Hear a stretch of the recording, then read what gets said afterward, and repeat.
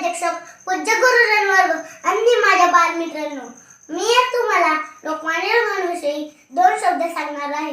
लोकमान्य टिळकांचा जन्म रत्नागिरी जिल्ह्यातील चिखली या गावी 23 जुलै रोजी झाला व ते लहानपणापासूनच हुशार होते. त्याला गणित फार आवडतो. एका दिवशी वर्गात असताना काय झालं, काही मुलांनी शेंगा खाल्ल्या आणि टरफले वर्गात टाकले आणि मग सुट्टी भरल्यावर गुरुजी वर्गात आले आणि त्यांना तो खालचा कचरा बघून खूप राग आला आणि ते म्हणाले, ह्या शेंगा कोणी खाल्ल्या? कोणीच बोलेना. सगळा वर्ग शांत झाला.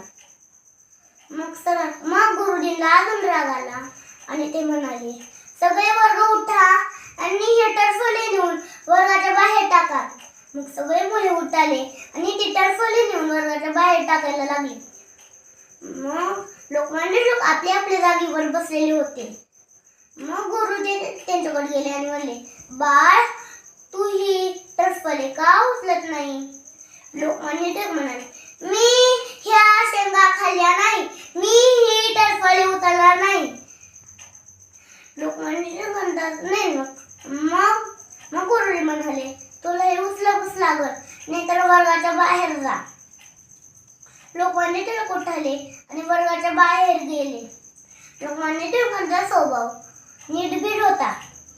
त्यांनी देशाला स्वातंत्र्य मिळवून दिले आणि अशीच ही गर्जना केली, स्वराज्य हा माझा देश आहे, तो मी मिळवणारच.